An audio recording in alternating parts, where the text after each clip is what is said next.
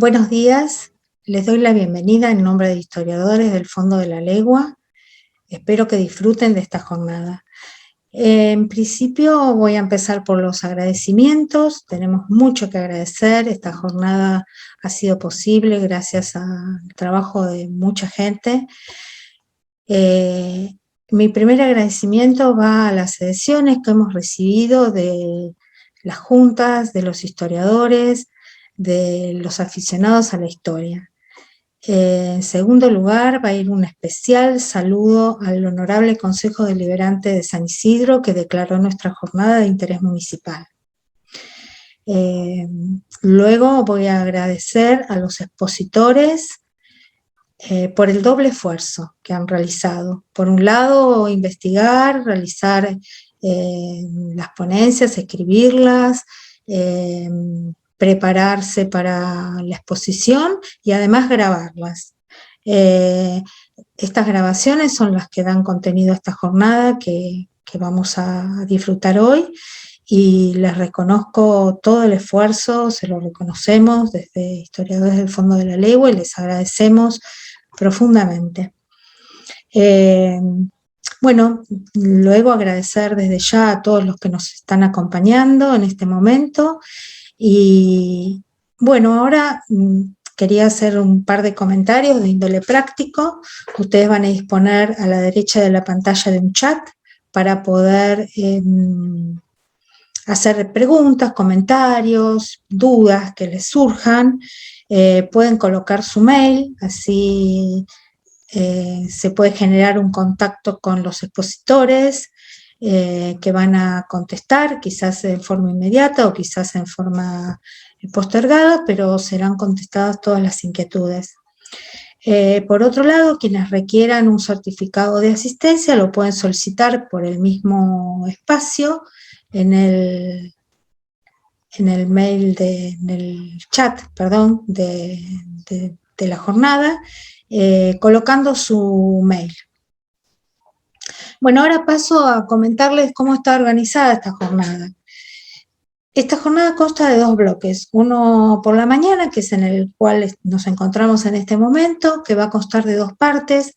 La primera dedicada a recordar la reconquista de la ciudad de Buenos Aires en 1806 y el paso de las tropas por el Fondo de la Legua. Quiero destacar dos cuestiones. En primer lugar, la presencia de la profesora Mabel Trifaro, que fuera presidente de la Federación de Estudios Históricos de la provincia de Buenos Aires y de la Junta de Estudios Históricos del Partido de Tigre. Y en segundo lugar, un muy especial agradecimiento a los cuentacuentas nicoleños que han realizado un trabajo audiovisual que espero puedan disfrutar. Es un trabajo dedicado al público infantil, pero que los adultos vamos a disfrutar enormemente. También agradezco muchísimo a la Biblioteca Pública del Barrio del Carmen, de San Nicolás de los Arroyos, que les da albergue a este grupo de narradores que con tanta pasión han recreado la gesta de la Reconquista de Buenos Aires. Bueno, en la segunda parte de la jornada está dedicada a las primeras actividades productivas del Fondo de la Lengua. Y aquí vamos a encontrar dos ponencias, una a cargo de Mónica Liliana Pastorini, que nos va a hablar sobre el cambio de Boulogne de pueblo rural a ciudad, y Omar Fulco, que nos trae una historia no recordada en los ladrilleros de San Martín. El segundo bloque, luego de un receso, va a iniciar a las 14 horas y va a estar dedicado al patrimonio cultural, natural e inmaterial de nuestros barrios, y ahí vamos a contar con tres excelentes expositoras que son un orgullo para nuestra zona por su trabajo y profesionalidad.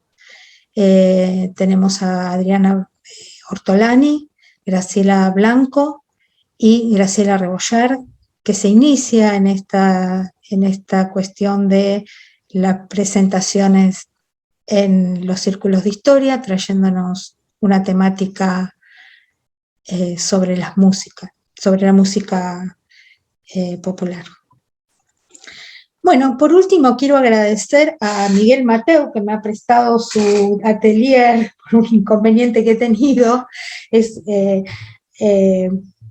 pintor local, y aquí atrás mío tengo la estación de Florida, que él ha pintado muy representativa de la zona, la vieja estación de Florida, que ha sido merecedora de 2 premios en concursos de pintura. Así que bueno, le agradezco mucho me haya albergado en este día. Bueno, a continuación daremos inicio a la jornada. Muy amables por haberme escuchado y espero disfruten de este día.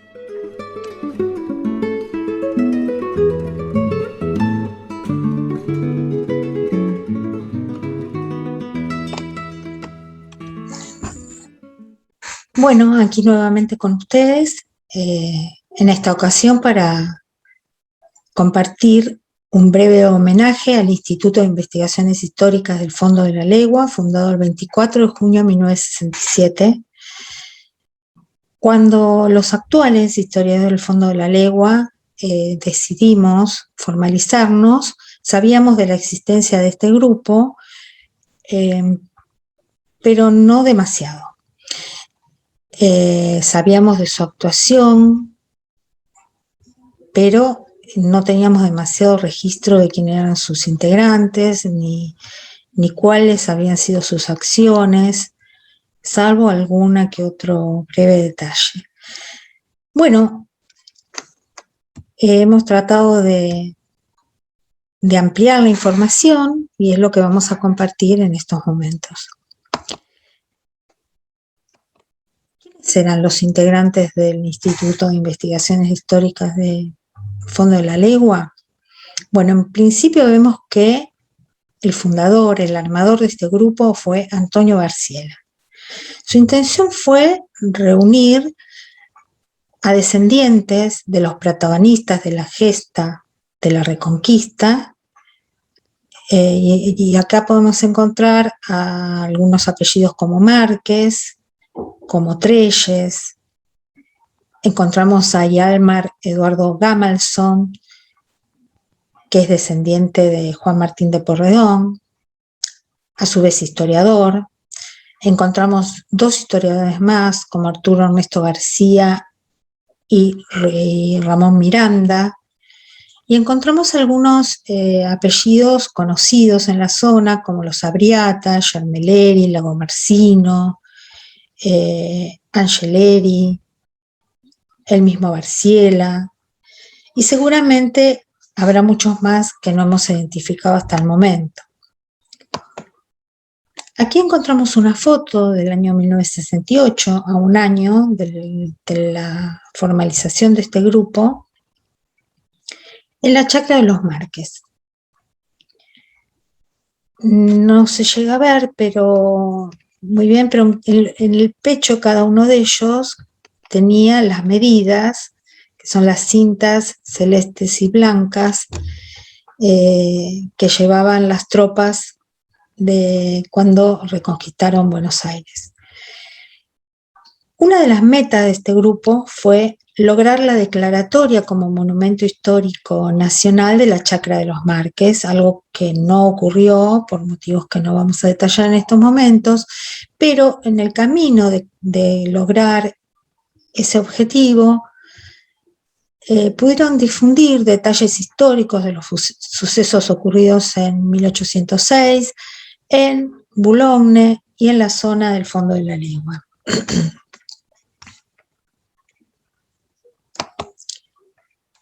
También se dedicaron a conmemorar el combate, recordar algunos de los protagonistas muy vinculados a la zona, como el capitán Trelles, el sargento mayor Bernabé Márquez, el mismo Juan Martín de Porredón, el presbítero Bartolomé Márquez y algunos otros.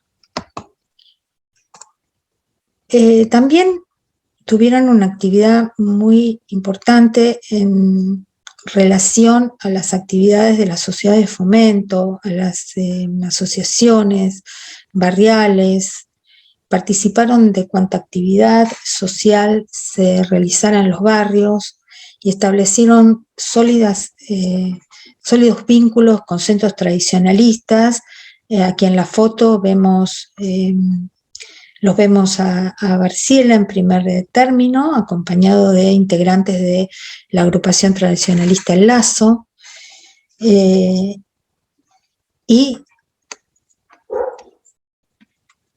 también lograron realizar una publicación, un breve resumen de los hechos acontecidos en la reconquista de Buenos Aires en nuestros barrios. La autoría también se la adjudica a Barciela, y acá encontramos... cabe aclarar que Barciela era periodista del diario La Nación, y que se lo conocía como el corresponsal del Fondo de la Legua. Y acá vamos a encontrar el sello que le adjudica la presidencia del instituto en esos momentos a María Elisa Jurado Trelles de Fonrouge.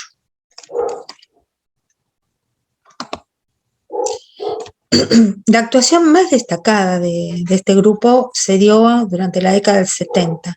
El 21 de marzo de 1971 forman la Comisión Pro Demarcación de las Tropas Reconquistadoras de Buenos Aires, integrada por el Instituto de Investigaciones Históricas del Fondo de la Legua, por Boulogne, el Museo José Hernández Chaca Pueyrredón por Villa Ballester, el Museo de la Reconquista por Tigre, el Instituto de Investigaciones Históricas de Vicente López, actualmente desactivado, lamentablemente, el conjunto nativo, los del Fondo de la Legua de Villa Adelina, Sociedad de Fomento 9 de Julio de Boulogne y el Rotary Club de Boulogne. Como se puede ver, una composición bastante regional que incluye la zona donde se dieron los hechos, de alguna manera la perspectiva que los actuales historiadores del Fondo de la Legua retomamos, esta visión regional de la historia. El objetivo de esta comisión fue marcar los caminos que en 1806 recorrieron las tropas reconquistadoras, instalando pequeños monumentos con placas alusivas a lo que ocurrió en esos lugares, a razón de uno en cada localidad. Y además peticionar ante el intendente de la capital federal para que se prolongue la demarcación a las zonas de Chacarita, Plaza Miserere, Retiro y Plaza de Mayo, puntos que fueron de vital importancia para la reconquista de la ciudad, y además de gran actuación de las tropas de la sublevación gaucha.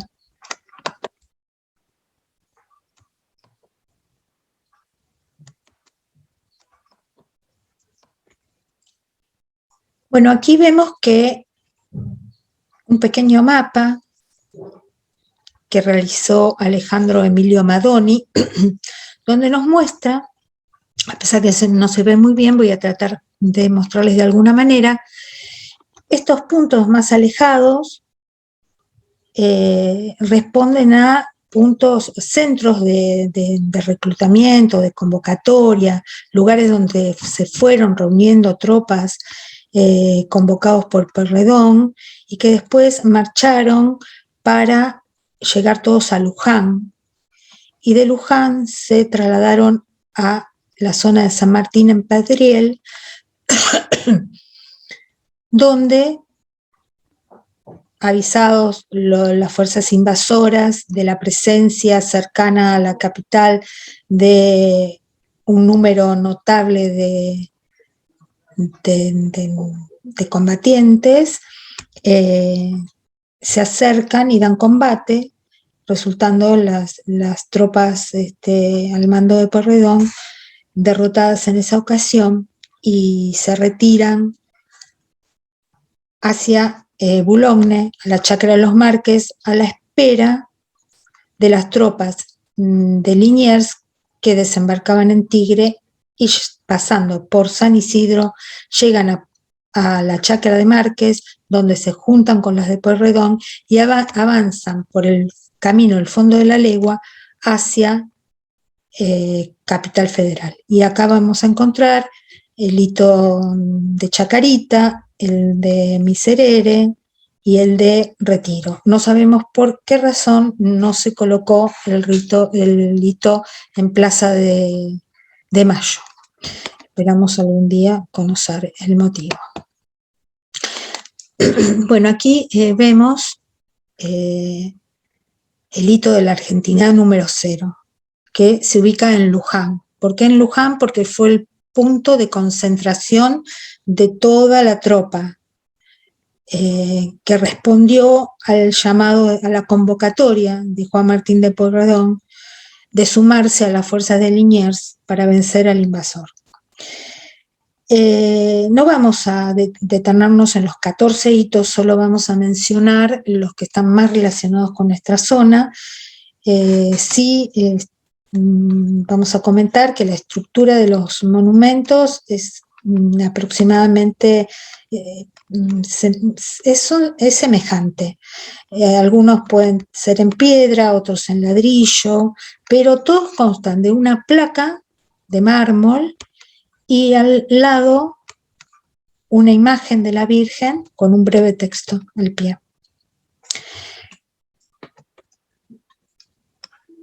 Bueno, el hito de la Argentina número 1 se encuentra en Pedriel, que es el segundo lugar de concentración de las tropas, donde son abordados por Bedford y sufren un traspié, tienen que retroceder y de ahí se dirigen hacia la chacra de los Márquez.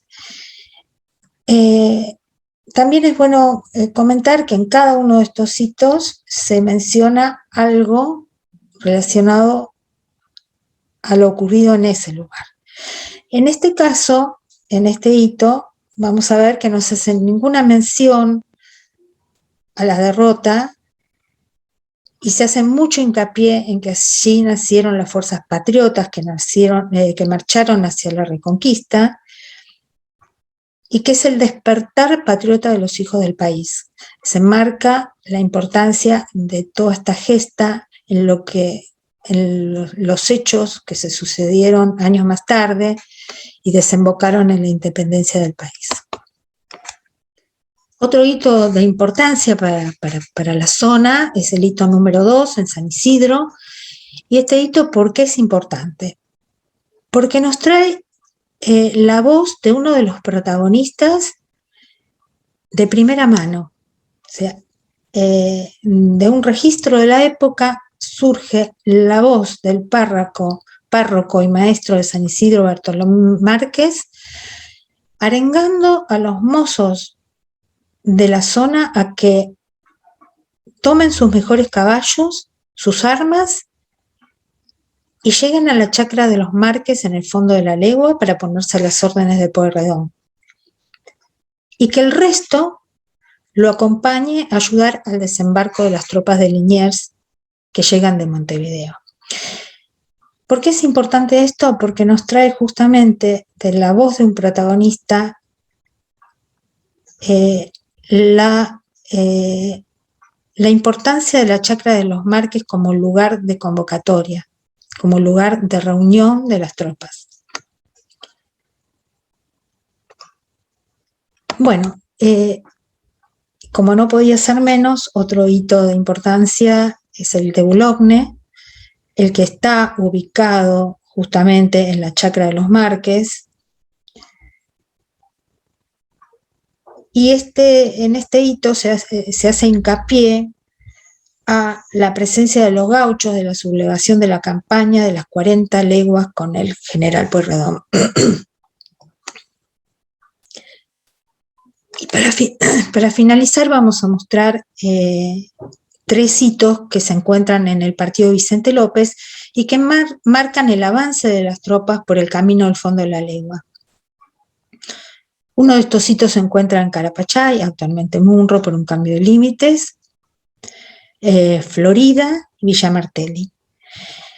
Aunque hay algunas controversias con respecto a si el marcado del fondo de la legua corresponde, si el antiguo camino del fondo de la legua corresponde exactamente en esta zona a la avenida Mitre, un tema a profundizar y seguir trabajando para llegar a una conclusión de cuál fue exactamente el trayecto del camino del fondo de la legua, pero no nos interesa en estos momentos discutir esto, sino más bien poner en valor la importancia de estos hitos que traen a la memoria este paso de las tropas, ya sea por aquí, unas cuadras más allá. Esta idea de esta comisión que impulsó el Instituto de Investigaciones Históricas del Fondo de la Legua, de dejar estas marcas en el camino, estos monumentos que nos recuerdan el paso de las tropas y que en nuestros barrios sí pasó la historia nacional. Esto dice el hito en Carapachay, marca la importancia del paso de las tropas por allí y que por primera vez llevan los colores patrios a modo de uniforme de alguna manera. Y también marca la presencia de importantes vecinos de la zona, además de Liniers, de Pueyrredón, la presencia de los Marques, que es bueno destacar que participaron de esta gesta 3 generaciones de Marques, abuelo, padre y nieto. Finalmente el de Villa Martelli, que va a marcar que ese camino corresponde a las suertes, y acá es donde tenemos la controversia en el municipio, pero bueno, repito, será tema de otra, no es el propósito de este homenaje debatir sobre esta cuestión. Y para finalizar, vamos a mencionar a la imagen de la Virgen de Luján, que está presente en todos los hitos, que como ustedes vieron son de construcción muy sencilla. Y acá, bueno, lo que marca es justamente de dónde surgen los colores de las medidas, que eran esas cintas que colgaban del pecho de las tropas de Pueyrredón, a modo de distintivo, que surgen del manto celeste y de la túnica blanca de la Virgen de Luján. Bueno, y finalmente me queda agradecerles por la atención y también agradecer a quienes hicieron posible este trabajo, al Museo y Biblioteca Archivo Histórico Municipal de San Isidro, doctor Horacio Becar Varela, el Archivo Histórico Digital de Vicente López, la Biblioteca Arturo Ernesto García de Carapachay, la familia de Miguel Ángel Lafuente, por la donación de su archivo documental disponible en la biblioteca de Carapachay. Un agradecimiento muy especial para ellos. Y bueno, les agradezco la atención y los dejo con el siguiente expositor.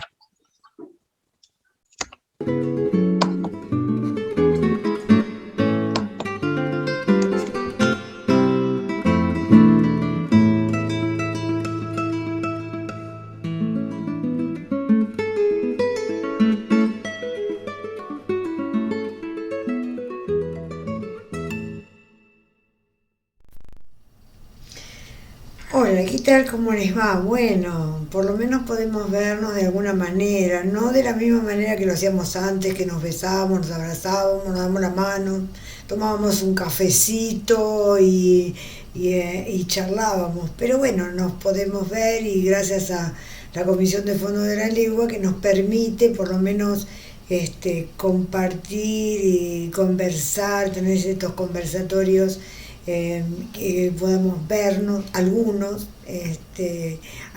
otros no. Pero la verdad que estoy muy contenta de poder estar compartiendo estos temas de historia con ustedes que nos convocan, que nos interesan, que nos gustan. Y el tema que he elegido para hoy es el tema de que Liniers no desembarcó por casualidad en Las Conchas. La verdad que Liniers lo hizo conociendo el lugar. Pero bueno, vamos a empezar pensando esto del desembarco inglés en Quilmes, del desembarco que tomó de sorpresa, bueno, todo lo que pudieron ir haciendo para evitarlo, que no pudo ser y que tristemente fue bajada la bandera española, fue izada la bandera británica y los criollos estuvieron sumamente preocupados por ver cómo podían hacer para reconquistar la ciudad. Hicieron muchísimas cosas, pero de verdad es que los ingleses se mostraron muy, muy amables, muy atentos, participaron de las tertulias, fueron a las pulperías, a los lugares donde se reunían los criollos y además también frecuentaron con las señoritas. Las señoritas estaban deslumbradas con estos soldados tan elegantes, tan lindos, con trajes tan vistosos, con esas polleritas, esas botas. Hace una descripción muy linda Mariquita Sánchez de lo que es la visión de las chicas de esa época. Así que bueno, estuvieron reuniéndose, pensando dónde podían o qué podían hacer para reconquistar Buenos Aires. Hicieron algunos túneles desde el Colegio San Carlos, desde algunos lugares de las ciudades, las casas vecinas, pero bueno, eso fue descubierto y no pudieron de ninguna manera reconquistar durante todos esos días, desde junio, todo julio y parte de agosto, la ciudad de Buenos Aires. Pero Liniers tenía otra idea. Liniers estaba pensando en que de alguna otra manera podía reconquistar Buenos Aires. Él era yerno de Zarratea, y en realidad ya su esposa había fallecido, pero tenía una muy buena relación con su suegro. Y también había conocido a Bereford y podía de alguna manera establecer una relación. Así que consiguió un salvoconducto para poder salir e ir hacia Montevideo. Viajó a Montevideo, allí se encontró con Ruiz Huidobro, y Ruiz Huidobro, también temeroso de que los británicos pudieran atacar también Montevideo, le concedió 500 de sus mejores soldados, algunos oficiales, naves, armas, cañones. La verdad que fue una ayuda muy grande que produjo el gobernador de de Montevideo. Así que Liniers, preparado todo eso, estuvo también junto con Pueyrredón en ese momento, preparaba la estrategia diferente de no venir por Buenos Aires porque iba a ser visto seguramente por el enemigo. Así que emprende el viaje hacia Buenos Aires, pero por el Delta, por otro camino. ¿Cómo conocía Liniers este camino, este lugar? Bueno, sí, era conocido para él porque él había sido designado por el virrey en 1802 para ser gobernador de los 30 pueblos de las misiones jesuíticas. Así que había viajado todo por el Delta hacia Candelaria y estuvo con su esposa, con sus hijos. Recuerden que había tenido un hijo con la primera esposa y los hijos que había tenido con Martina, y allí pasaron tiempo difícil porque bueno, no era fácil conseguir las cosas que necesitaban. Siempre escribía. Liniers tenía la costumbre de escribir muchas cartas, así que le escribía a Letament Mandy, que era su amigo, y también a las hermanas de Martina, para que le enviaran las cosas imprescindibles que necesitaban en ese lugar. Y que pasaba bastante tiempo en ese lugar, tenía buenas relaciones con los originarios, buenas relaciones también con los vecinos, pero era muy difícil eso. Así que, bueno, con el tiempo se trasladó hasta Itapúa, después se trasladó a Paraguay y posteriormente, bueno, venía hacia Buenos Aires. Venía en la embarcación con toda su familia y bueno, la esposa estaba a punto de dar a luz. Cuando vienen por el Paraná, por Cruz Colorada,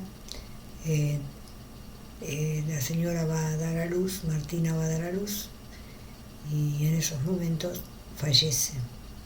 Fallece ella, no la bebé, pero sí fallece ella y bueno, tiene que hacer algo Liniers para poderle dar cristiana sepultura. Así que viene hacia Las Conchas, que era un lugar para él conocido, porque ahí embarcaba y desembarcaba, y había también un almacén de ramos generales. Así que viene hasta Las Conchas, habla con el sacerdote, con el presbítero Manuel de San Ginés, y bueno, el 27 de abril dan cristiana sepultura a Martina Zarratea de Liniers, casada legítimamente con Liniers, y bueno, fallece también su hija Francisca Paula, que no era la bebita, sino una más grande, y fallece también la sierva libre. Roberto Lizalde dice que es muy posible que haya sido una peste, una infección. Recordemos que en ese tiempo no había ni antibióticos ni nada para poder curarla, así que fallecen también ellas, y el 4 de mayo el sacerdote hace el acta de fallecimiento en enterrar a Francisca Paula y a la sierva libre. Hay una placa en la parroquia, en una de las paredes del costado, donde está asentado que estaban allí enterradas la esposa, la hija y la sierva. Creo que la sierva no lo dice, porque bueno, en ese tiempo las siervas no se enterraban en el mismo lugar, tanto de Martina como de la hija dice entierro mayor y de la sierva dice entierro menor, ¿no? O sea, había una diferencia de el lugar donde se enterraba y la misa que se les daba. Así que bueno, Martín José Gochechea, que era el dueño del almacén de ramos generales, y Concepción Arismendi apadrinan a la bebita que había nacido y entablan una relación muy estrecha con Liniers, porque bueno, lo ayudaron también con el tema de sus hijos y ese momento tan difícil que Liniers estaba pasando. Así que estamos hablando del 4 de mayo de 1805. Pero fíjense que muy pronto, el 5 y 6 de junio de ese mismo año de 1805, se produce una gran inundación, una gran tempestad, una gran sudestada, y mueren varias personas y se decide trasladar el pueblo, ese pequeño pueblo de Las Conchas, a la Punta Gorda de San Fernando. Ya el presbítero sanginés había pensado el traslado anteriormente, porque había construido en San Fernando, donde ahora está actualmente la municipalidad, una pequeña capilla, ya con la idea del traslado. Porque bueno, sucedían a menudo inundaciones y era imposible vivir en Las Conchas en ese momento.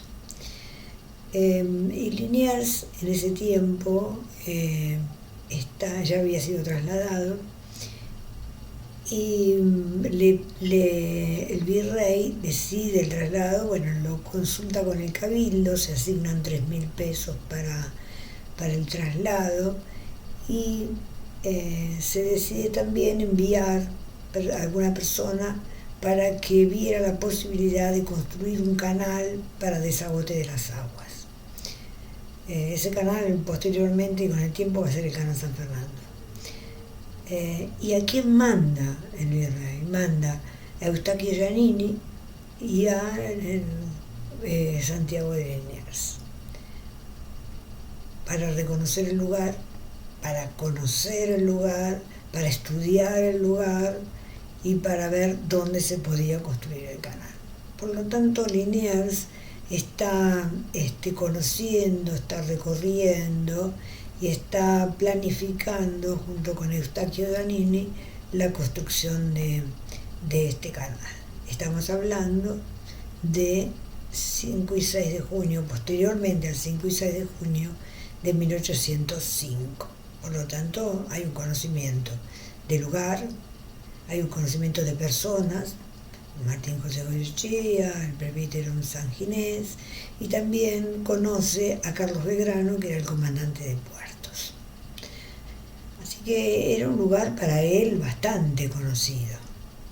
Así que cuando decide desembarcar en la Punta de los Olivos, y le es imposible porque por el agua alta era posible ser visto por el enemigo, en junta de guerra deciden desembarcar, o propone Liniers desembarcar en el puerto de Las Conchas. El puerto de Las Conchas era un puerto protegido, un puerto más adentro, y bueno, lo propone y lo realiza, ¿no? Él era el jefe de la expedición. Así que bueno, descienden el 4 de agosto de 1805, descienden en frente a lo que es ahora el Museo de la Reconquista, donde ahora bueno está el monolito y está el mural y demás,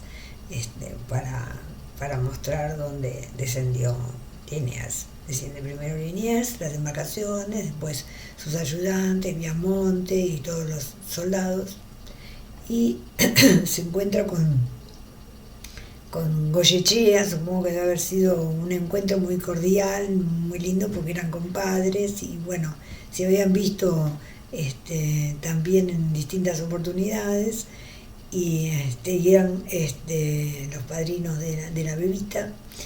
Así que bueno, ya estaba todo preparado con el comandante Carlos Belgrano, con Martín José Goyechea, con los vecinos. Los vecinos se ofrecen voluntariamente a acompañar a Liniers, con lo que tenían, porque en realidad eran vecinos sencillos, eran vecinos que habían vuelto de San Fernando, ¿no? Porque los testarudos vecinos de Las Conchas muchos no se quedaron en San Fernando, se vinieron de vuelta para este lugar. Y esos vecinos aguerridos, fuertes, con ganas de luchar y de recuperar su tierra, lo iban a acompañar a Liniers. El sargento Díaz, que bueno, lo recordamos, estaba en el cementerio en un lugar preferencial a la entrada nada más, fue el vaquiano que acompañaba y guiaba, porque en realidad ustedes imagínense, después de las grandes inundaciones, de las crecientes, lo que eran los caminos, o sea, los caminos no estaban todavía marcados, había algunos senderos, pero había también pantanos, así que me imagino que el sargento Díaz debe haber tenido mucho trabajo de desempatanar las carretas, los carros, mucha dificultad era en Humaquiano. En el frente del Museo de la Reconquista hay una lista de estos vecinos que acompañaron, de estos vecinos de las Conchas que acompañaron a Liniers a producir la Reconquista, ¿no? Supongo que algunos entendían y otros no entenderían mucho lo que hacían, pero eran valientes y se animaron a hacerlo. Fueron hasta San Fernando, allí fueron aclamados también, supongo que algunos de los vecinos de las Conchas habían quedado en San Fernando, fueron aclamados y recibidos con alegría, bueno, les dieron frazadas, víveres. Después fueron hasta San Isidro. En San Isidro se tuvieron que quedar porque digamos el mal tiempo, la lluvia, la tormenta seguía. Después se fueron hacia la chacarita de los colegiales, pequeña chacra donde los colegiales hacían sus retiros espirituales. Después, bueno, Miserere, ya conocemos el camino. Miserere se pide la rendición, ni siquiera le contestan, así que se van hacia el retiro, bueno, y allí se produce todo el evento de los vecinos y de la posibilidad del triunfo y de la rendición frente al cabildo de Belfort y de la entrega de las armas. Pero volvemos a lo que hablábamos al principio. Liniers conocía el pago de las Conchas, conocía a la gente, conocía a Martín José Goyechea, a Concepción Arismendi, al presbítero San Ginés, conocía a Carlos Belgrano y seguramente algunos vecinos ahí en esa almacén de Ramos Generales donde se tomaba una copita, donde se jugaba y demás, seguramente conocía a varios vecinos, ¿no? Y estos vecinos lo acompañaron porque lo conocían, o sea, le creyeron toda la epopeya, le creyeron todas las cosas y lo acompañaron en esta empresa que fue la Reconquista de Buenos Aires. La verdad que nuestro pueblo se llama Las Conchas, hasta 1954, después se le cambia el nombre por nombre de Tigre, y nuestra fecha, la fecha que festejamos como Día de Tigre, es el 4 de agosto. Si bien no es la fecha de fundación, porque no tenemos fecha de fundación, el 4 de agosto es el día históricamente más importante de nuestro partido, que fue Partido de las Conchas, que es Partido de Tigre y que es la memoria de esos valientes que acompañaron a Liniers en la empresa de la Reconquista. Muchísimas gracias, espero les haya gustado y espero que se reconforte y se fortalezca esta idea y esta versión tan importante de nuestra historia del desembarco de Liniers de las Conchas, que no fue casualidad, que fue por conocimiento de Liniers y fue por voluntad de los vecinos que lo acompañaron. Muchísimas gracias.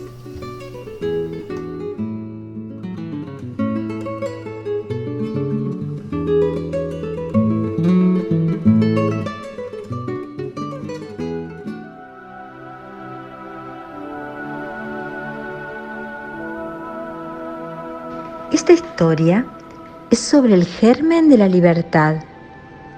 Se trata de esos primeros hombres y mujeres que se jugaron la vida para ser libres y soberanos.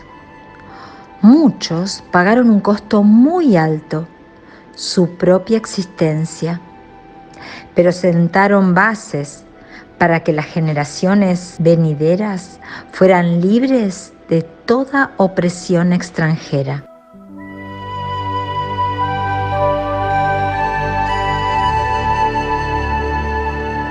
Hoy soy una nación, un país, soy la patria. Ese pedazo de tierra que extrañan cuando están lejos de mí. Soy ese orgullo de logros individuales o colectivos. Claro, también están los que reniegan, despotrican y no suman. Pero qué lindo es saber que hubo gente que luchó por el bien común, sin mezquindades ni egoísmos.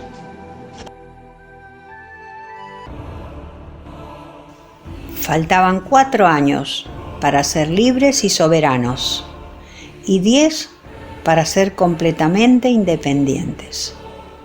El 25 de junio de 1806, más de 1000 soldados ingleses, bien entrenados, coparon lo que en ese momento era solo una pequeña ciudad. Nada impidió que 3 días después su bandera flameara en lo alto del mástil del fuerte. Porque no había ejército ni líder.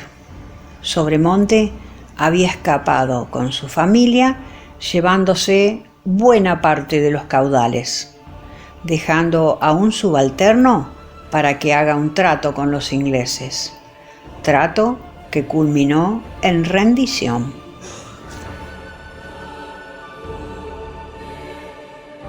Los ingleses nos querían comprar el pueblo con puras promesas, pero empezaban a haber aires de reconquista.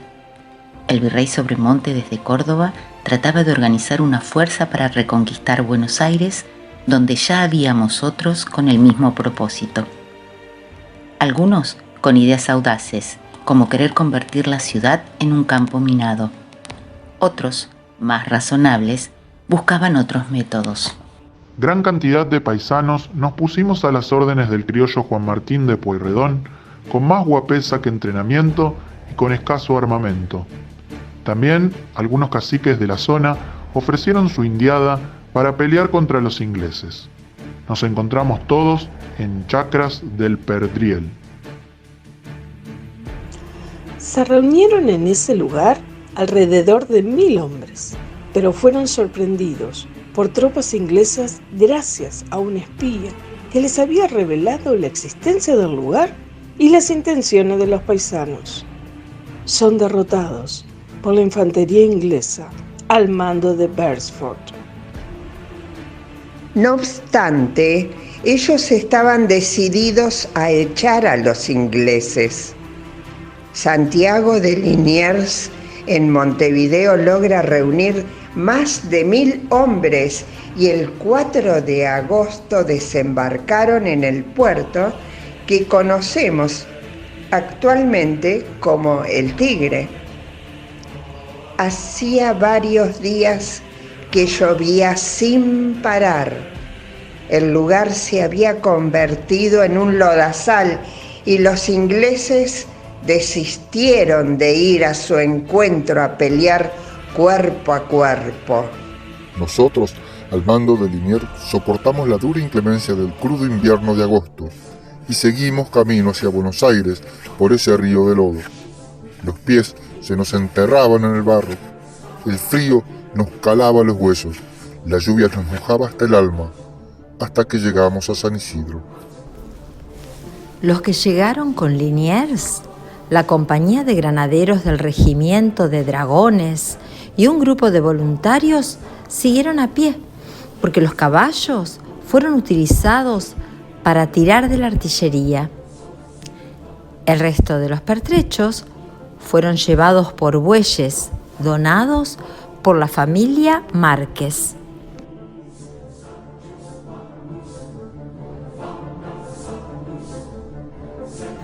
El cuadro era verdaderamente desolador. Frío, barro, cansancio. Al filo de sus fuerzas, cuando no podían más, fueron recibidos por todo el pueblo. La gente salió a su encuentro y, como si ya hubiesen ganado, los recibió como héroes.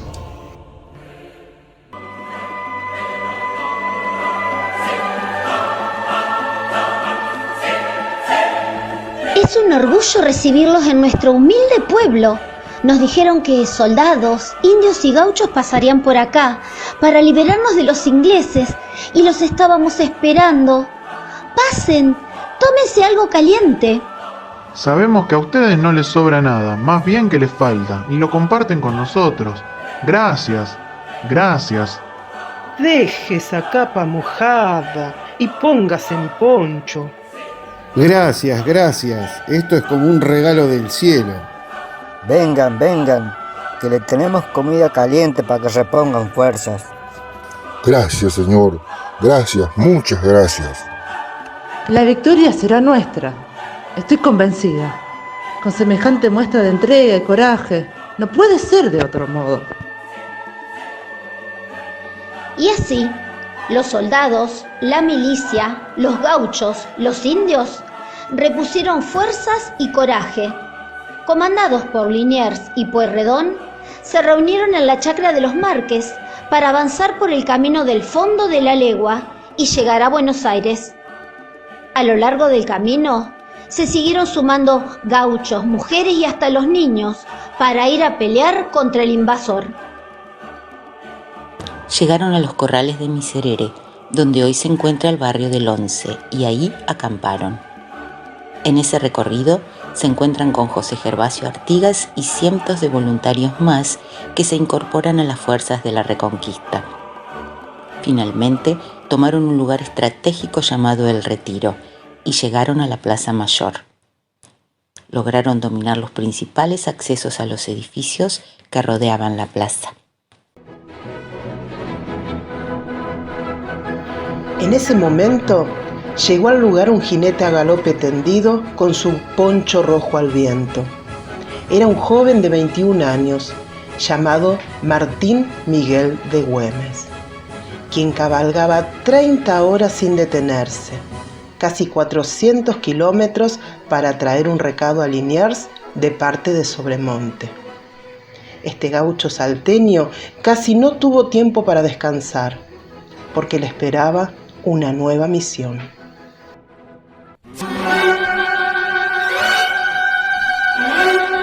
Los barcos británicos se acercaban al Retiro para retomar el control de la ciudad.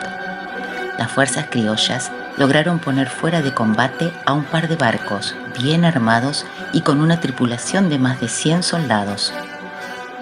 Un buque artillado que estuvo disparando sin parar contra la resistencia criolla quedó inesperadamente varado por la bajante del río a unos 400 metros de las barrancas de Plaza de Toros, hoy Plaza San Martín.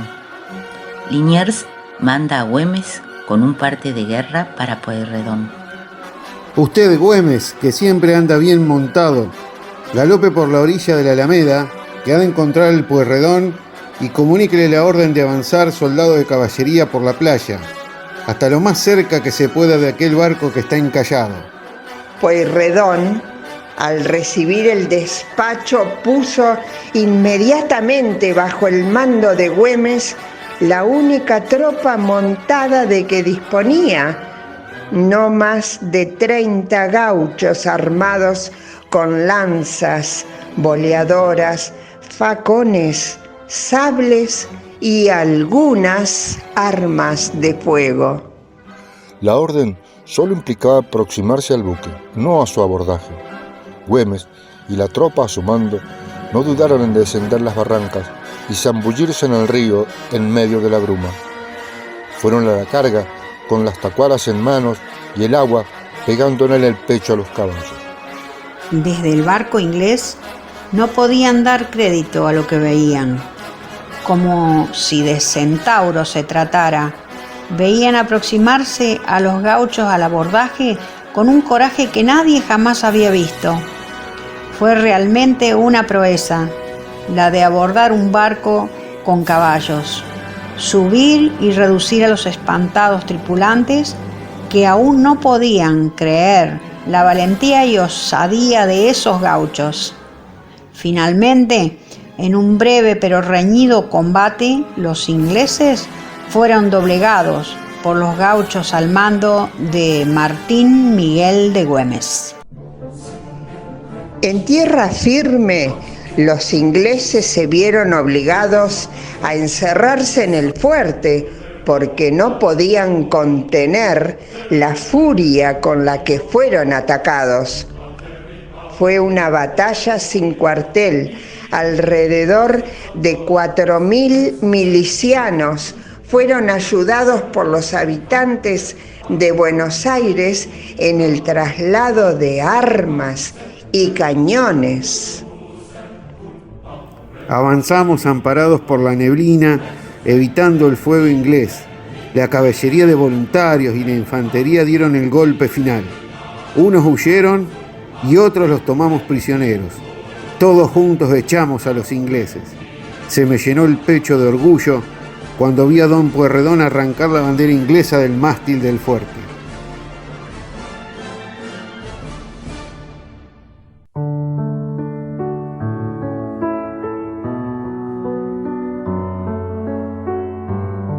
Esta es la historia de la primera Reconquista, que dio origen a una segunda, ya que el 25 de mayo de 1810 el pueblo se proclame libre, para que finalmente el 9 de julio de 1816 se declare la independencia. Hoy no tendríamos patria si no fuese por la valentía de esos hombres y mujeres que dieron su vida por la libertad.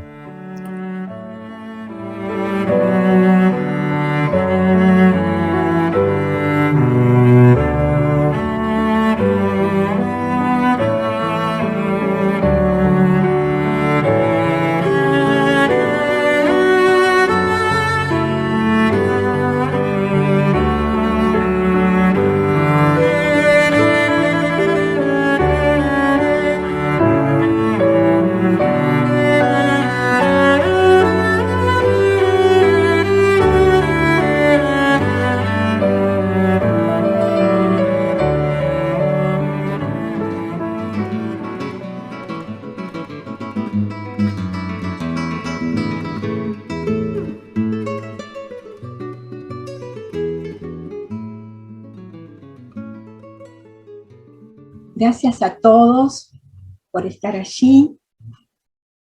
Antes de comenzar mi exposición, quiero agradecer a la Biblioteca y Archivo Histórico de la Quinta de los Ombúes de San Isidro, a la Biblioteca José Ingenieros de Boulogne y a la Biblioteca Arturo García de Carapachay.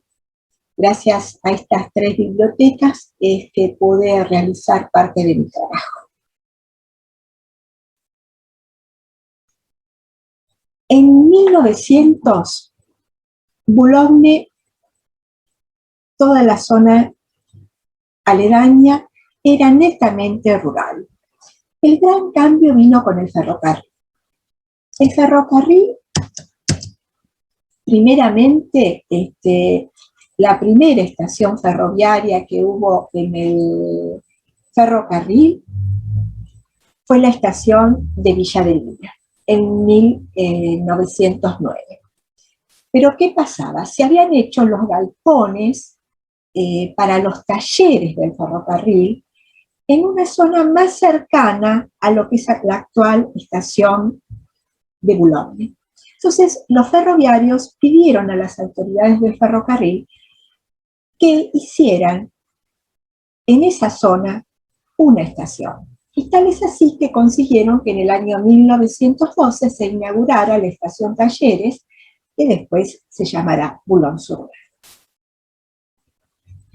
Y a poco el paisaje netamente rural se fue transformando. El primer núcleo poblacional fue el de la Manzana 44. En 1910 hubo un gran loteo y una familia de Capital compra prácticamente íntegramente la manzana 44, formando lo que se llamó el primer núcleo poblacional de Boulogne. Ahora, si ustedes se fijan, acá tenemos la manzana 44, acá la avenida Ader, acá Rolón, y acá la actual estación de Boulogne. Fíjense qué lejos el primer núcleo poblacional de lo que era la estación. Lo que pasa es que a esta familia y a los que compraron los terrenos en esta zona en 1910 les habían dicho que la estación, el ferrocarril iba a pasar por zonas cercanas a Ader. Después no fue así, de tal manera que después el ferrocarril les quedará a unas cuadras de donde ellos se ubicaron. En 1935 ya existían en Boulogne registro civil, salita de primeros auxilios, correo, destacamento policial, las escuelas 7 y 13, la sociedad de fomento, Club Atlético Boulogne, Club Social, la biblioteca José Ingenieros. Y lindando con esa zona que se iba poblando muy cercana a la estación, grandes quintas de verdura. Porque, bueno, las quintas de verdura eran, digamos, fuente de trabajo y unidades productivas importantes para la zona. Corría el año 1935, cuando Ernesto Victorio y José Montagnani se instalaron en Boulogne. Con la misma fortaleza y cultura del trabajo que trajeron de Italia, cruzaron el portón señalizado con las letras EM sobre la actual calle Curalievi, dispuestos a convertir esas tierras cubiertas de yuyos y cardos en una próspera y generosa quinta. Los hermanos Montagnani arrendaron ese campo a don Félix Emilio Martínez, que era el propietario. Su propiedad se extendía desde lo que es hoy la avenida Rolón, acá tenemos la propiedad de Emilio Martínez, ahora les voy a explicar el plano. Les decía, lo que es actualmente la avenida Rolón, llegaba prácticamente a Capitán Juan de San Martín, lindando por un extremo con Curalievi y el otro Nuestras Malvinas. Félix Martínez había adquirido parte de estas tierras a Juan II Fernández en 1901 y en 1908 adquirió tierras lindantes pertenecientes a Diego Carman y a la sucesión de Estela Castro de Carman, herederos de Asunción Collazo y a María Márquez.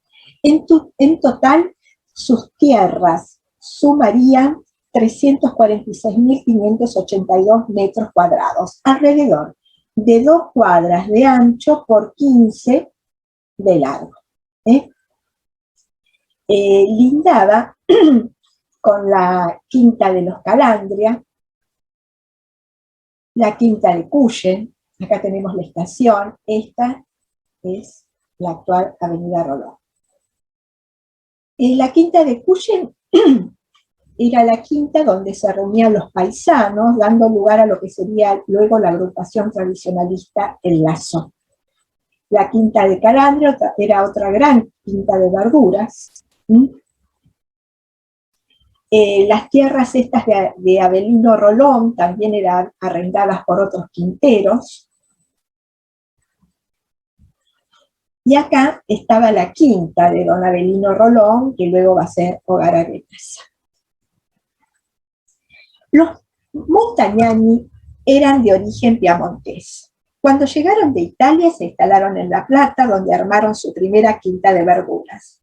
Con el tiempo se mudaron a la calle España de San Isidro y de allí a la zona de Boulogne. Bueno, les retrocedo un poquito porque acá me olvidé de marcarles 2 lugares importantes. Una era el almacén de Costa, que después vamos a ver, muy cercano a la estación. Acá el almacén de Bufa, que fue el primer almacén de la zona. Y un poquito más arriba, la capilla Santa Rita, construida por don Avelino.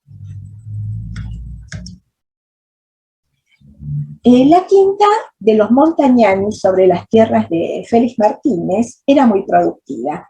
Disponía de una noria que proveía el agua para el riego y para el lavado de las verduras en los piletones y para los bebederos de caballos.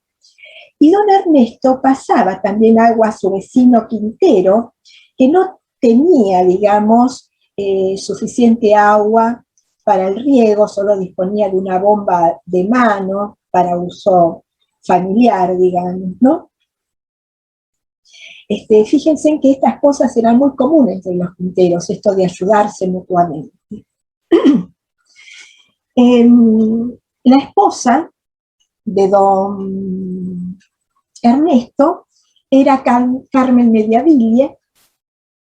Ella se encargaba de las tareas domésticas, atender a los corrales, los corrales de aves, el jardín de la casa. Antes del mediodía se ponía a preparar el almuerzo para la familia y los peones que trabajaban en la quinta. Y a las 12 hacía sonar la campana de bronce que estaba colgada en el patio para llamar al almuerzo.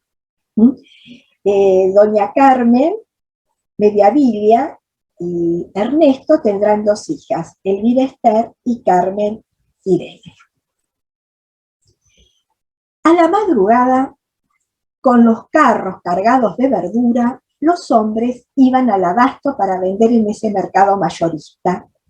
Producían tomates, lechugas, chauchas, berenjenas, choclos, perejil, albahaca, puerro, cebollas de verdeo, repollo, acelga, radicheta. También cultivaban papas y batatas, pero esto para consumo familiar. Digamos que la actividad hortícola de ellos y en general de la zona era muy importante. Los Montagnani participaban activamente, además, en las instituciones que se iban formando en el pueblo. Casi pegada a la quinta estaba la quinta de Cuyen, que ya la vimos, donde se reunían paisanos de la zona, dando lugar a lo que es actualmente la agrupación tradicionalista El Lazo. También los Montagnani colaboraron monetariamente con el Club Atlético Boulogne, sobre todo Vittorio, uno de los hermanos, que fallecerá en 1943. Cuando falleció, en su memoria, el Club Atlético decidió establecer la Copa Montagnani para sus torneos de básquet.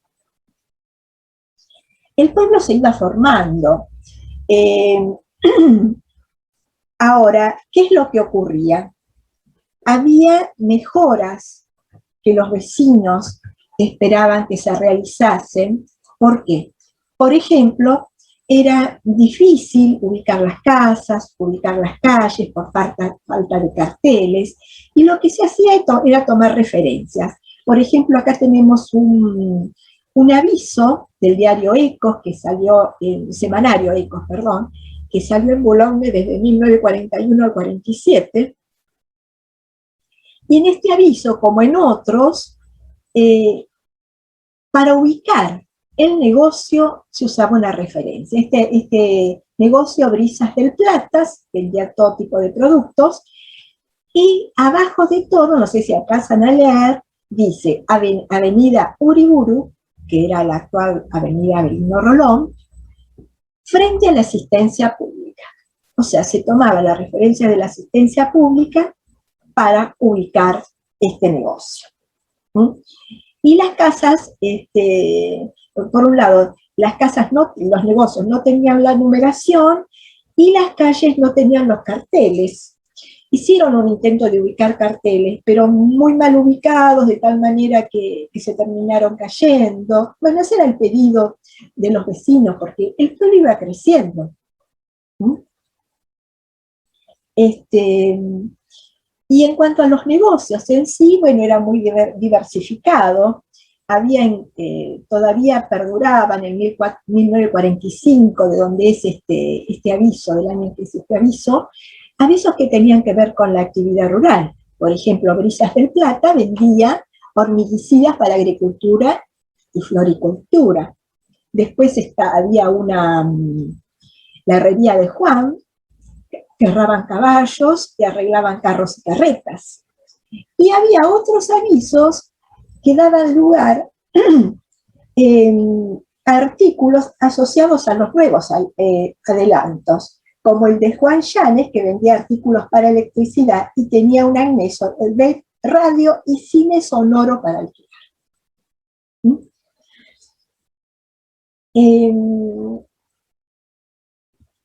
Algo importante para la zona eran los almacenes, para abastecerse de mercaderías. El primer almacén, como ya les dije, fue el almacén de Bufa, en Carlos Tejedor y Sucre.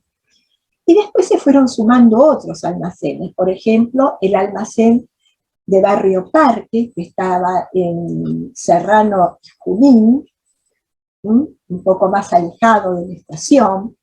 El almacén de Costa, el almacén del ferroviario, el almacén de Costa estaba sobre Avenida Rolón, del lado norte de la estación de trenes. Después estaba del otro lado el almacén de Olivares. Estos lugares también eran lugares de encuentro de esta población tan heterogénea que ya se iba instalando en Boulogne, porque también despachaban bebidas, entonces se acercaban, tomaban algo, jugaban a las cartas, y se conocían y era un lugar de socialización, al igual que lo eran sobre todo los clubes ya mencionados.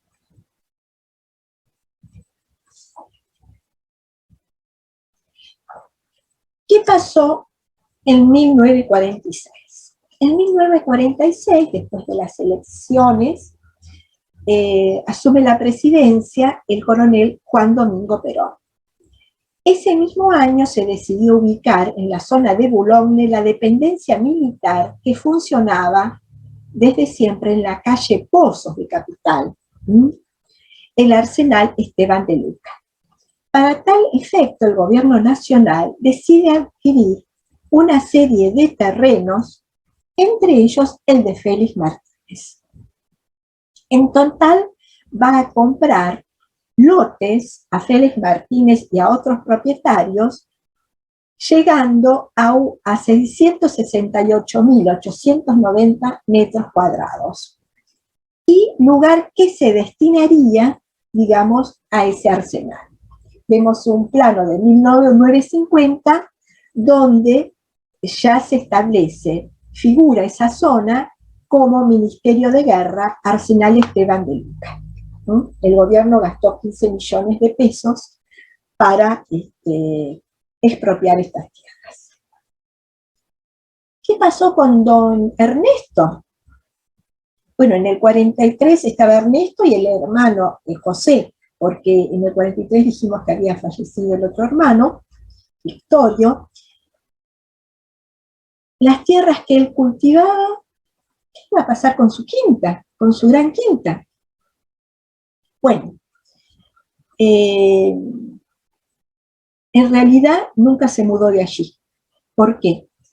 Porque se decidió que a los fondos del arsenal, digamos, la entrada iba a estar por la avenida, ¿no es cierto?, Uriburu, o la avenida Rolón ahora, pero en los fondos se decidió que se continuara una pequeña huerta, un tambo, y hicieron también convenio con un productor de patos pica, de tal manera que establecieron también allí un corral de patos pica. El pato pica se utilizaba para, bueno, restaurantes, y se había empezado también a exportar patos pica. Por lo tanto, bueno, era un buen negocio haber hecho ese convenio con este productor y producir allí, y después venderle, él compraría, digamos, los patos picas que ahí se producían. Esto en el ámbito del arsenal, digamos, ¿no? Habían también otros talleres, talabartería, había fábrica de pintura en esa época. La entrada a la quinta y al tambo era casi a la altura de Carlos Gardel y Curarievi, donde dice A. Y en B, sobre nuestras Malvinas, era donde se entraba al a la chacra donde estaban, la parte de esa chacra que se había armado, donde se criaban los patos.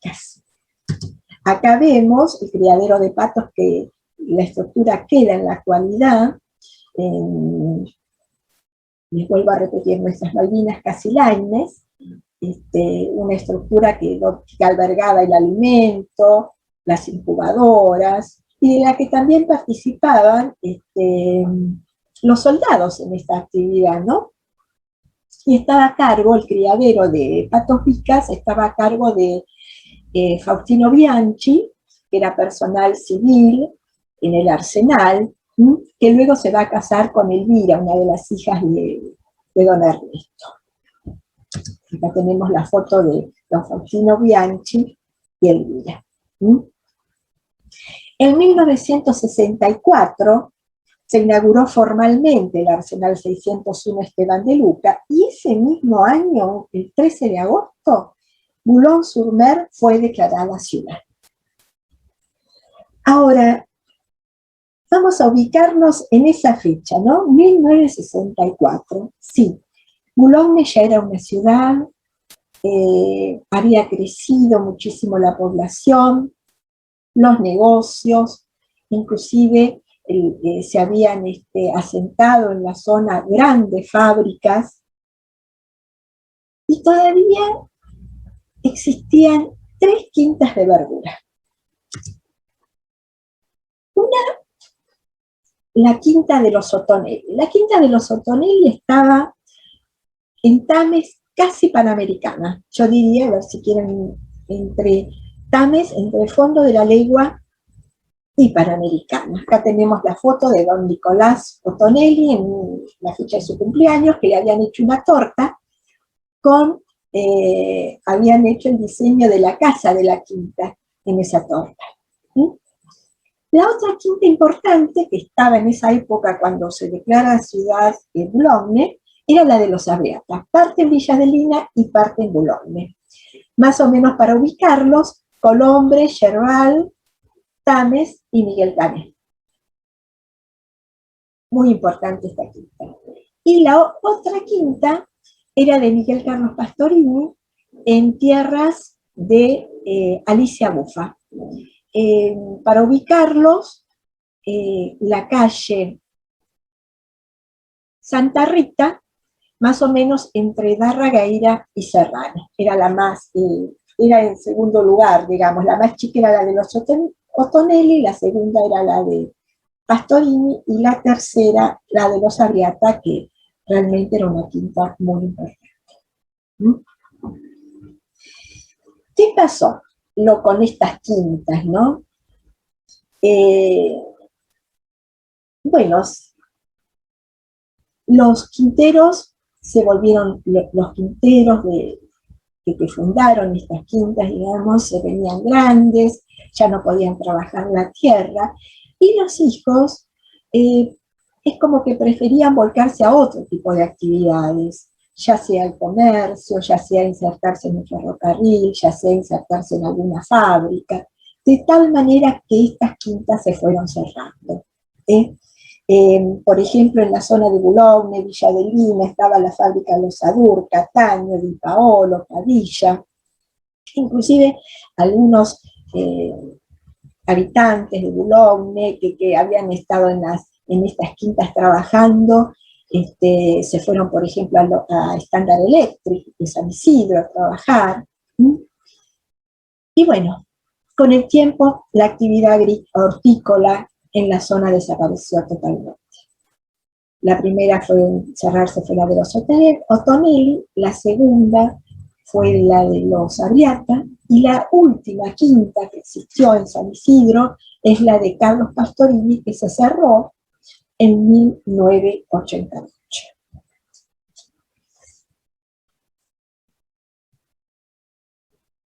Bueno, un poco la actividad industrial, sobre todo, fue reemplazando a la actividad agrícola.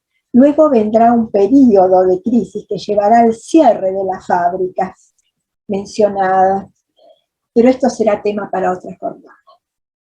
Bueno, les agradezco mucho la atención.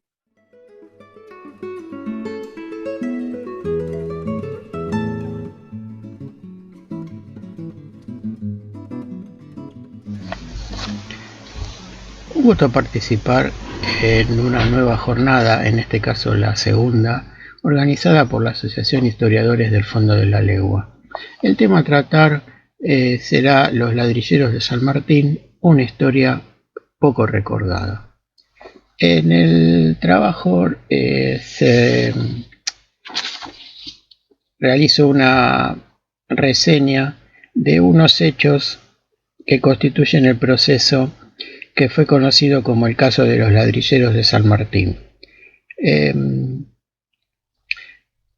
Los hechos comenzaron a principios de la década del 30, 1932, 1933, y por lo cual realizo el contexto histórico en el que fueron realizados, en el que ocurrieron a poco de que se produjo un golpe de Estado de 1930.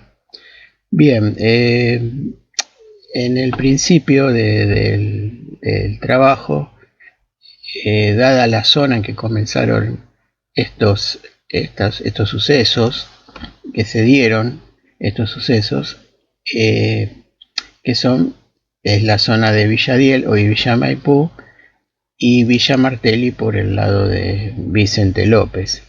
Bueno, en esa situación describo un poco lo que significó la instalación de los hornos de ladrillo en la zona, lo que fue en el contexto del progreso de esas poblaciones, ya a partir de 1900 hasta pasada la década del 40, se describen la existencia en gran medida de estos establecimientos. A continuación, también consultadas algunas fuentes, se describe en qué consistía ese trabajo, que era muy exigente para los obreros, con condiciones de trabajo no muy adecuadas, largas jornadas, trabajo de estajo, en fin, una serie de situaciones que llevaban a una continua pedido de reivindicación por parte de este gremio.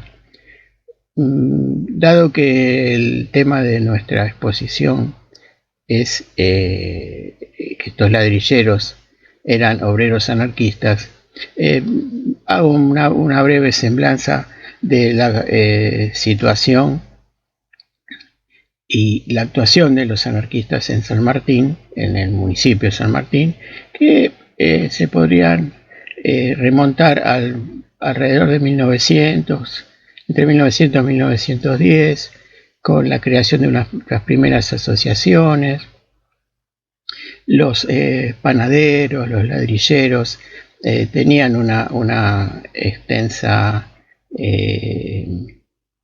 actuación en cuanto a sus intentos de agremiación, siempre hablando de la actuación de los anarquistas, ¿no?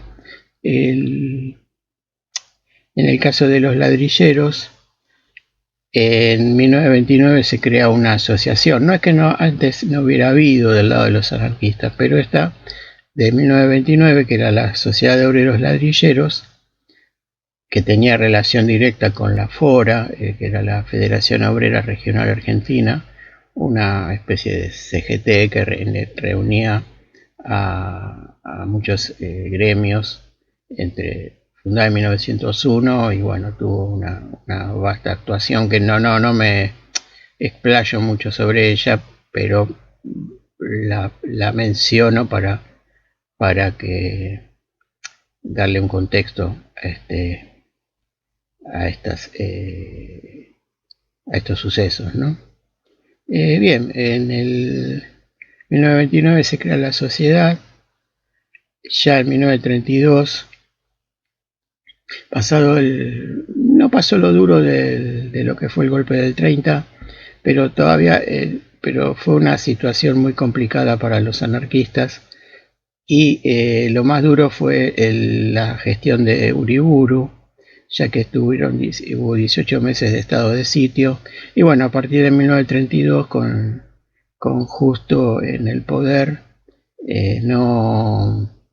si bien se aflojó de alguna manera la presión que hubo sobre las diversas entidades gremiales, especialmente anarquistas, igual la situación fue complicada. La huelga que empezó en 1932 duró varios meses y no solo se sintió en San Martín, sino en otras localidades como Morón, El Matanza, Quilmes, Lomas de Zamora, varias localidades del conurbano. Pero el tema es que en lo que es San Martín fue una de las zonas de donde más rápido se consiguieron, si bien hubo varios meses, donde más rápido se consiguieron las reivindicaciones, que consistían ya en producto de un pliego, como se estilaba en la época, cuando un gremio, especialmente en la modalidad de los anarquistas, cuando un gremio planteaba reivindicaciones, se presentaba lo que se llamaba un pliego a la patronal, o según el carácter de la huelga o del pedido de reivindicación, que se presentaba un pliego. Bueno, en el caso de los que tenía las reivindicaciones, en este caso eran 13 artículos, que básicamente pedían la abolición del trabajo a destajo, un descanso dominical absoluto, por supuesto remuneraciones, mejores remuneraciones, y dado que la jornada se extendía por varias horas, se pedía una especie de límite en ella con el debido descanso según la época del año. Bien, básicamente la mayoría de los hornos habían firmado, o sus patrones habían firmado a favor de estas reivindicaciones, y bueno, de alguna manera la huelga no estaba ganada del todo, pero estaba avanzando bien en la zona de lo que era San Martín, pero ocurren una serie de hechos de carácter cruentos, como fue el fallecimiento de alguien allegado a la parte de los dueños de un horno de ladrillos ubicado en Tropezón, que era de la firma Champoli, y bueno, se comienza a rastrear a los culpables y terminan tratando de hallarlos en los hornos de la zona de Villa Martelli y lo que era Villa Diel. De resultado de esto, son detenidos 5 obreros, 5 obreros ladrilleros acusados de ese crimen. Bueno, son detenidos por la policía de Vicente López, los llevan a una de sus comisarías y allí, según las fuentes consultadas, que de paso digo, básicamente fue el diario La Protesta, que fue un diario de larga data y uno de los principales voceros del movimiento anarquista, bien, según las fuentes, y como comenté, ellos mediante torturas y varios tipos de presiones psicológicas son obligados a firmar una confesión. Esta confesión prácticamente los condena y abre el camino para el inicio de un proceso. Ese proceso va a culminar a lo largo de unos años con su condena a prisión perpetua. Este tipo de situaciones, al decir de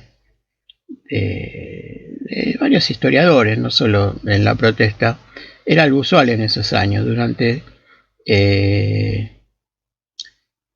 en el marco de esta persecución a los obreros anarquistas, y también de otros comunistas que ya tenían actuación, y que valió en muchos casos la deportación y e incluso si no era un hecho para acusarlos de algo, de un crimen o algo parecido, se los acusaba de asociación ilícita, lo cual también les valía un proceso que los llevaba a estar varios meses detenidos, ya sea en Devoto o el penal de Ushuaia. Bien, bueno, ellos son detenidos. El nombre de estos trabajadores eran Domingo Perotti, Adelino Domínguez, Celio Conti, Mario Montiglio y Sebastián Soli. Ellos son los 5 ladrilleros que a lo largo de 14 años van a estar detenidos y con una condena a prisión perpetua. El tema es que en el año 41 se confirma esta prisión, esta condena, y unos años después, entre el 44 y 45 aproximadamente, la FORA inicia una campaña, como dirían ellos, una campaña de agitación a fin de lograr la libertad de ellos, que es un tema parecido a lo que ocurrió también en esos años con los denominados presos de Bragado.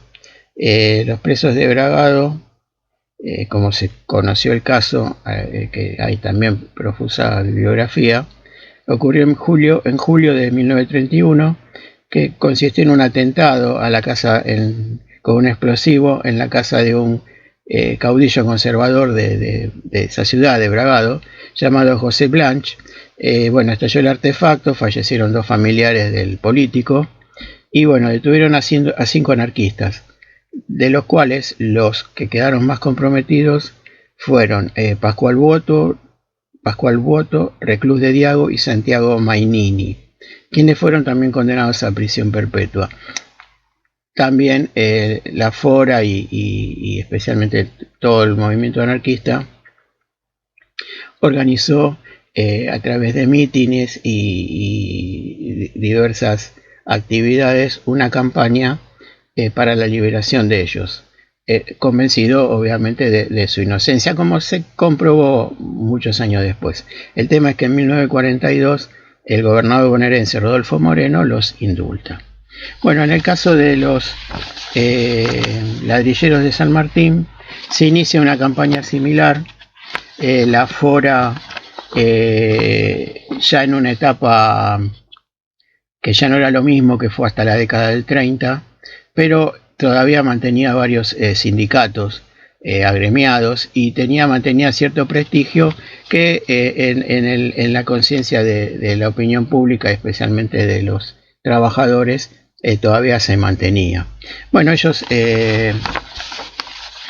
centran la campaña, que van a consistir en mitines y asambleas y todo tipo de difusión a lo largo de diversas localidades del país, de capital, en el Gran Buenos Aires, incluso en el interior, y el eje estaría en bueno, lo injusto de la sentencia, el marco en el que se inició la persecución de obreros federados que denunciaban una situación laboral injusta, confesiones bajo tortura, se culpa al Estado burgués patronal. Bueno, y además los actos serían un factor para lograr la concientización y el compromiso de todo el proletariado. Bueno, esa campaña se inicia con diversas asambleas. En el año 47 va a haber novedades porque de la prisión perpetua se van minorando un poco, si bien la condena no se anuló, se iban aminorando algunas cosas, lo cual generaba cierto optimismo entre los promotores de esta campaña, ¿no? Y bueno, al final, en diciembre de 1947 son liberados. En diciembre se consigue por ejemplo, a Domínguez, a Perotti y a Soli le conmutan la pena. y a Conti y Montiglio los indultan. Esto lo realizó el gobernador, el entonces gobernador bonaerense, Domingo Mercante, y yo entre las fuentes consultadas cito a una militante de esos años, ya incluso de principios del siglo XX, que participó en esta campaña, que era Juana Rouco Buela.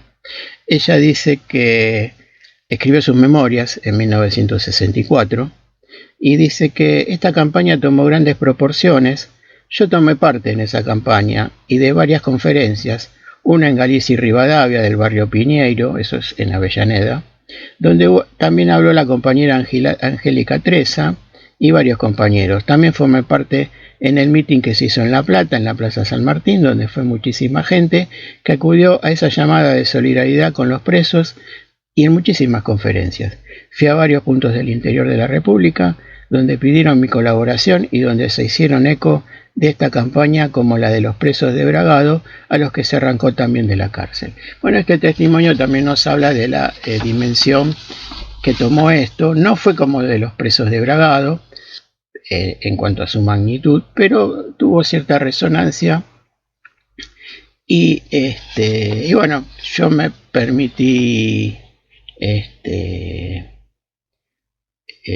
rescatar esto, que si bien arrancó de forma local y podía haber sido un hecho policial, tomó unas ciertas proporciones que le dio un marco nacional y un marco que excedió la zona.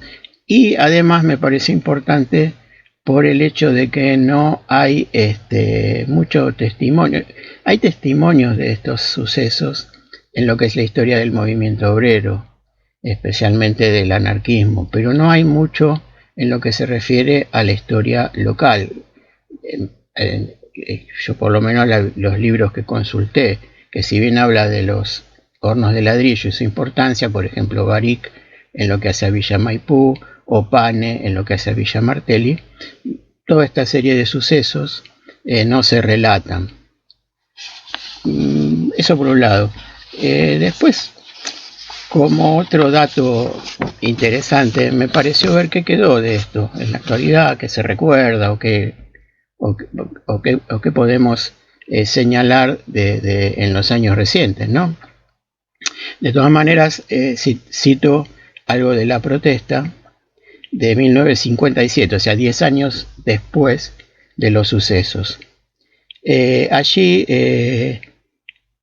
Gregorio Nasso, que era periodista, militante anarquista y orador en algunos de los actos de los ladrilleros, a lo largo de varias ediciones va describiendo la historia del diario, de la protesta, ¿no?